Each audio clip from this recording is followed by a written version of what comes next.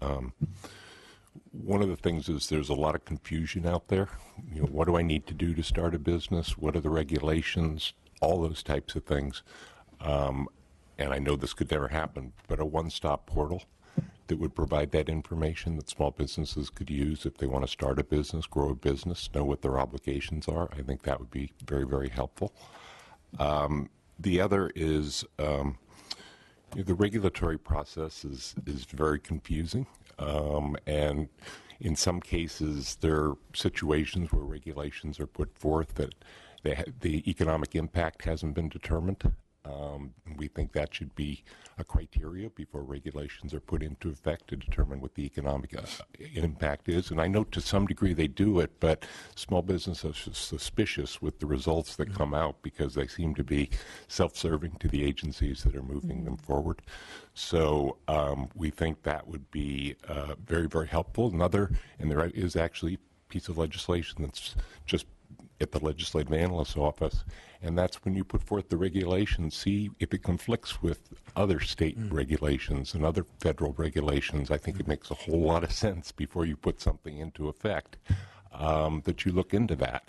And when you do put something into effect, have the ways to meet the requirements of the regulation in place. All too often, regulations get put into a place, and you haven't worked out the details. And so small businesses are left kind of up in the air. And then the third is access to capital, I think, is a critical issue.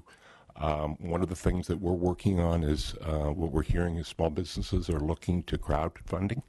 And Small Business California is going to be proposing a crowdfunding bill this year. But I think non-traditional access to capital, equity capital is really important. And quite frankly, going to a bank is all great, but you got to pay it back and you got interest payments. Crowdfunding just makes a whole lot of sense. Great. I also believe that increased access to capital is really important. When you're in business, either you bootstrap it or you have good credit and assets and something that makes you credit worthy in order to get a bank the traditional way. Well, if I had assets and all those things, I wouldn't need a loan. So it's sort of counterintuitive there.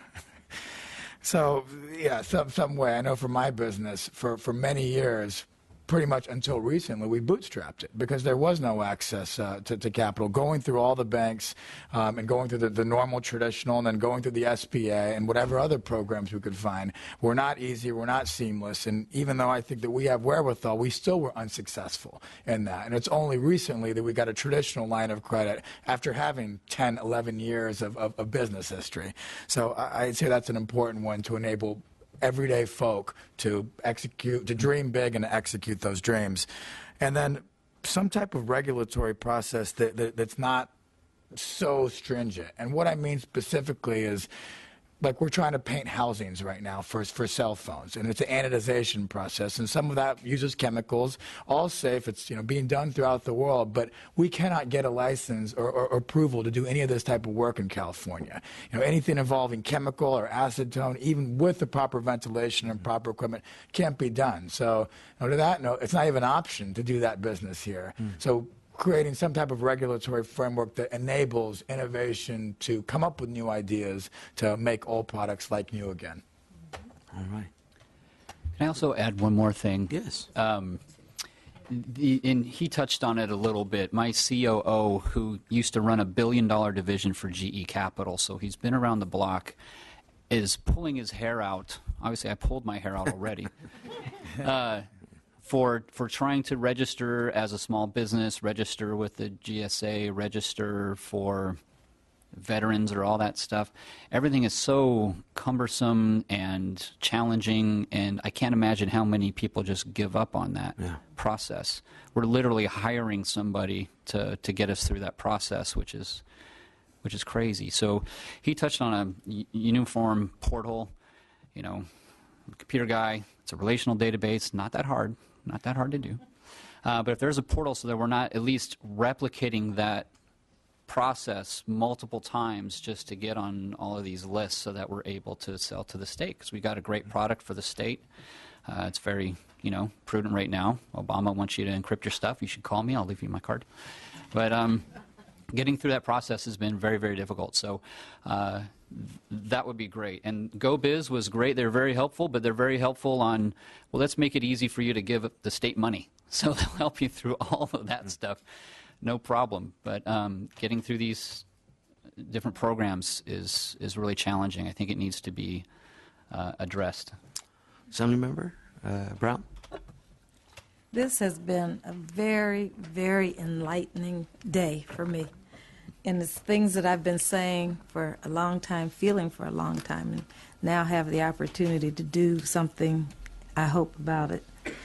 One of the things that Scott talked about was the SBDCs, yes. We need to really work on that issue, because I've seen lives destroyed because we don't have access to an SBDC in our community. I'm so happy that you brought that to the forefront, and that's something that I hope we'll be able to take back and do something about. I understand that it's because we don't, as a state, give our 50%. And Mr. Chairman, if you have a bill that's going to address that, I'm on board with that bill, and I will co-sponsor it. One of the things that another business. Could I just make a yes? Quick, I apologize. No, go ahead. But I don't think the SBDCs should get sponsored 50%. I do think there needs to be matching. Sure. Maybe it's $6 million, which was in last year. I'm not talking about so much that, but there needs to be something coming Sure. from the state. Yes. Go ahead. Excuse me. That's okay. That's okay. I wanted to know, in the other question I wrote was in your presentation, you spoke about are we going the right direction and so forth and so on. And I've had people call me as a business owner and ask me these questions, whether I was going to hire and so forth. But what was the business mix? What kind of businesses were in your survey? Well, first of all, the survey is not completed yet for this year. When we look over the previous year, we, as far as the size of the business pretty much tracks with the California business community. Most of the businesses that responded were under 10 employees from a size standpoint. We do have it also we don't have it in this one, but every county is represented on that. So we do have some geographic. We do have the gender. I'm going from memory here, but I think we were like 60% male, 40% female, probably about 20% minorities in there. The people that have responded, for the most part, are the CEOs, COOs. We don't have a lot of employees. They're pretty at the top of the organization. As far as by industry, we really don't have that. Weren't able to break it down. Okay. Well, I want to again thank you all for coming today and giving us this information. It really helps whenever we can say, we heard it from you. We heard it from you. And I'm so sorry that you had to go to Texas. But I'm sure that's because the governor came over here and told you that he could do something for you that we couldn't do. I don't know if we can entice all of those industries to come back to California, but I hope that we'll be able to at least develop new industries that will be able to benefit your business and that you will continue to grow. And if you're doing encryptions and so forth, your business is already has seen probably a growth that is blown out of the water. Yeah, my Chinese division of hackers has been really paying off. Thank you so much. Just a couple questions, and then we'll move on to the next item. Workforce. I mean, we've not heard a lot about the workforce and key role in any small or large business's ability to continue to grow. Can you tell me, each one of you, do you see that here in California, for your businesses as well as for others, Are we on the right track as it relates to the workforce that you will need in order to grow your businesses? I guess we'll start over here with Mr. Shan. Great. Thank you for that. So, as I mentioned, in California is our corporate headquarters. So, for those types of roles, CFO, SVP of Global Ops, and things like that, there is a great workforce for that. I consider those high-level jobs, and there's a pretty good supply of that, especially in Orange County. If we were to do the manufacturing thing here, that would be very difficult. There's not a lot of highly skilled technicians and engineers able to do line work. But for purposes that we're doing now, I'd say good. Yeah. Well, I have an interesting take on that because it's both a benefit and the curse that, like I mentioned earlier, small businesses are able to function very leanly. So I think the biggest problem with income disparity and those things has more to do with the utility of labor necessary to run a business. And so that's a challenge that I'm not sure how you fix that, but it's something you need to discuss because if you think about it, 10 years ago, you bought a flashlight at a store that bought it from a distributor that had 60 people, that bought it from a manufacturer that had 200 people. Now you just download an app on your cell phone, and that's 200-300 people that aren't distributed through that profit center, right? So that's a challenge. I run a very lean organization because we've practically automated everything. And so technology is kind of a blessing and a curse. In fact, to give you an idea, I was actually sitting next to somebody from USC that had designed a house-size 3D printer that can print a house in about 28 hours, which is pretty amazing. Print. But that is 200 construction workers, that they mentioned on that other slide that are no longer necessary, right? Yeah. So there's benefits. You can print homes for the homeless, and you can do all these neat things, go to Ecuador, build homes, all that kind of stuff. But ultimately, how do you replace those jobs? We've moved from manufacturing to service-based economies because we've already dealt with that wave of technology, and now it's just getting more difficult. And then lastly, personally speaking, obviously we being in the cybersecurity world, we're super freaks about security, and so the next cottage industry is going to be cybersecurity experts, white hat programmers, people that are going to abate all of this technology because eventually everything you see is going to be part of the Internet of Things. I don't know if you've heard of that, but that means the chair you're sitting in is going to have a processor and memory. So literally that chair, people will be able to tell how long you sat there and how often you were fidgeting around or whatever. Oh, wow. All kinds of crazy stuff. Yeah, don't get me started. But every single chair, every single desk, every single can of soup is going to be an opportunity for a hacker to interconnect and steal information and things like that. Okay. So it's pretty serious.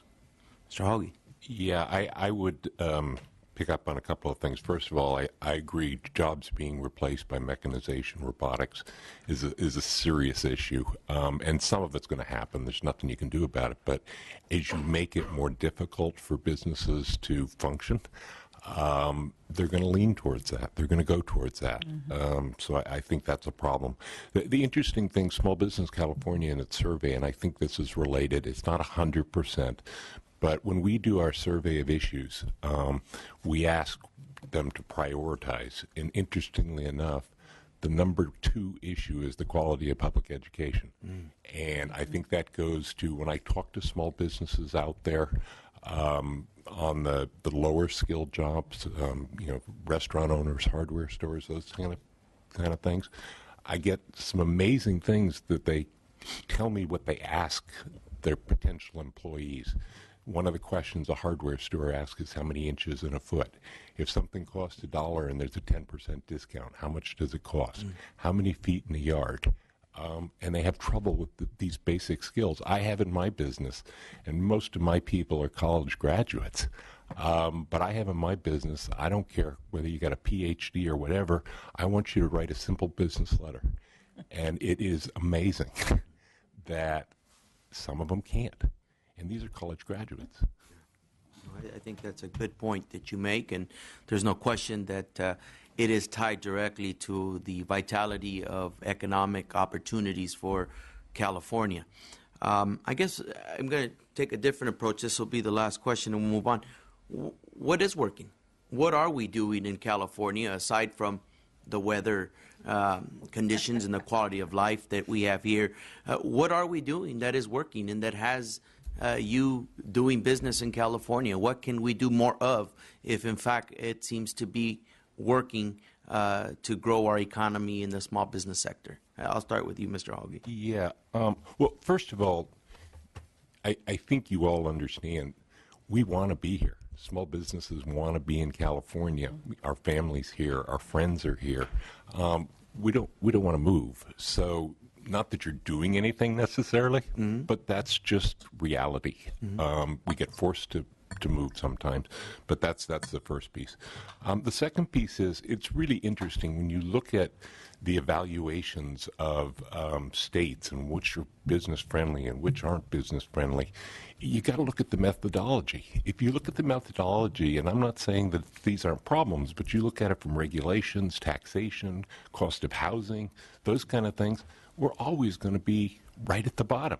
But if you look at other things, the size of the market, the weather is a factor, not totally, but the weather is a factor.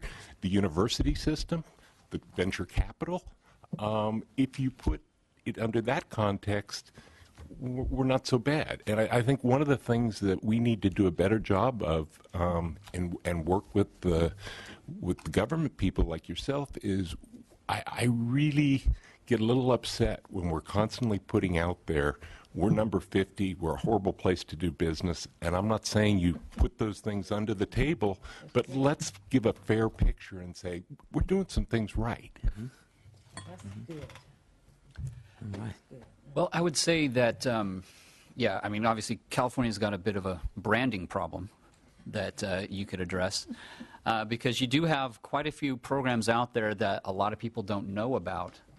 So a lot of these programs are launched, but people are starting small businesses, going down to the courthouse. They don't know about any of this stuff. But like I mentioned, Go Biz was helpful for introductions for us. SARTA, which isn't necessarily a state program, but a good example of something where they're taking large enterprise that really wants to see their local sector succeed and making introductions and fostering some ease of operations. That works well. Small business, not so much. The Small Business Center wasn't too helpful for us. But I like to put it this way. There's two kinds of managers, right? There's kind of the micromanager that is telling you no, and then there's the supportive manager that is kind of helping you along the way. And California seems to be attempting to be more of that supportive management role. So if you can keep that culture and foster that culture, then that would be great. Great. For me, California is still a desirable place because it is one of the world's hubs of commerce. So anybody that you talk to in Shenzhen or Dongguan or anywhere in the world is familiar with California and comfortable with coming here. And automatically, just by being here, there's a certain rapport that the world holds of California. So when they hear you here, when they hear you are in California, it's not the same as being in the middle of America in a town nobody's heard of. So I'd say that brand recognition globally is something positive as well. You know, there's a lot of nonstop flights here. It's easy to connect to the world, especially out of LAX. It's got some of the best shipping lanes in the country because, as you guys mentioned earlier, it is a hub of import through ships and through planes. And not so much the government's doing, but I'd say the culture in Southern California is one of entrepreneurship. And I'd say that would be one of the biggest drivers of getting us out of the situation that we're currently in and making the status quo better. And then lastly, I say the public schools in Orange County are good, and that also ties us to that. All right. Thank you very much. We appreciate you joining us today and giving us insight to the good, the bad, and the ugly. And I think everyone on this committee... Could I make one more? I Sure. apologize. But as far as something that would be helpful, and I don't know if this can be done, but there was a Made in California piece of legislation that passed a couple of years ago. but it has a 100% requirement that everything be manufactured in the United States. If you can do anything to make that more flexible. I think that there's something coming. So stay tuned. Yes, stay tuned. We'll move on to agenda item 6. And this is the public comment period. Anyone interested in addressing the committee may sign up to speak. I think we have one person who may have signed up, and that's Mr. Jesse Torres with California SBDCs. Oh. Here you go. Welcome, Mr. Torres.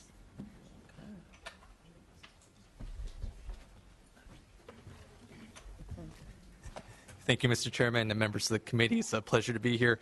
I wanted to, my name is Jesse Torres. I serve as the Regional Director for the Los Angeles Small Business Development Center Network, which provides services to Los Angeles, Ventura, Santa Barbara counties. And I also occupy a special role. I serve as the Chair for the California SBDC Leadership Council, meaning I work to align us on strategy across the state and also to carry one voice to the legislature and to our stakeholders here in Sacramento. There was a question earlier today in regards to tools and how we work with minority businesses and special small business segments. And I want to illustrate how we do it at the LASBDC, because I know across the state, we truly believe that that's our responsibility, and especially as a primary technical assistance partner for the SBA and for the state, we work very diligently to determine how best to service those communities. And one great example I can give of that actually involves the recent investment by the state towards the California SBDC.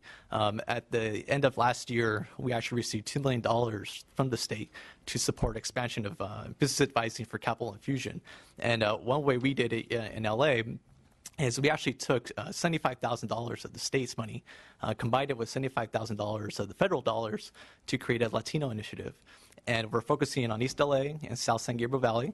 And the work is actually being done in partnership with La Opinión, a major Spanish language newspaper, which is going to be providing coverage of our work to better show how we work with the Latino community. But the work involves us, wrapping around additional resources. We're creating a website that's solely in Spanish. We're hiring Spanish language advisors. We're creating materials in Spanish.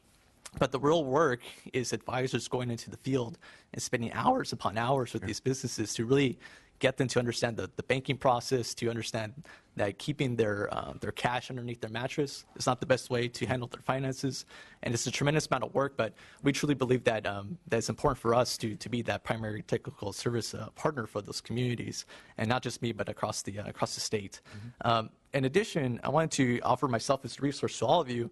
If there's any issues locally that you're experiencing with SBDC, or if you're just trying to connect with a regional director or a center director to better understand the business community, please use me as a resource. I know the staff has my contact information, but just please know that I'm here to be a resource to you. And finally, I did want to wrap with a bit of really good news. We received that $2 million from the state last year, and we have the early first quarter results from that grant program. And I'm really pleased to share that based on early numbers, we're looking at close to $12 million in capital infusion received through our work. And already that's a 6-to-1 return on the investment by the state, which is tremendous, especially since that was really our ramp-up period. And even with ourselves, our Latino initiative hasn't really kicked off yet. So just want to say thank you to all of you for your support for California SBDC. And again, please use me as a resource to you, but I appreciate your time.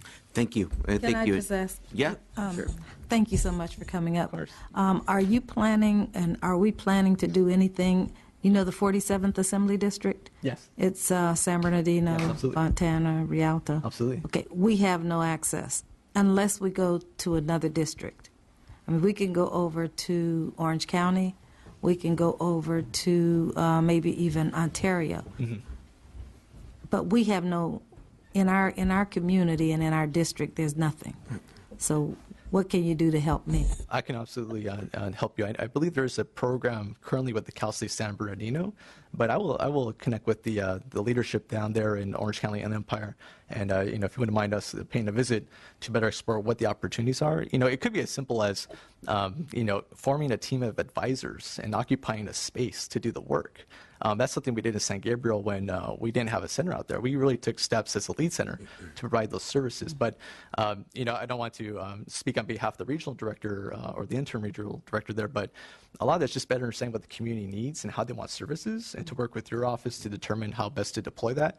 But I know the leadership there, which is basically Cal State Fullerton, is deeply interested in determining how they can roll out services. So I'm happy to go down there personally and see what we can do to help them out. Well, Cal State San Bernardino does do, they have an entrepreneur program.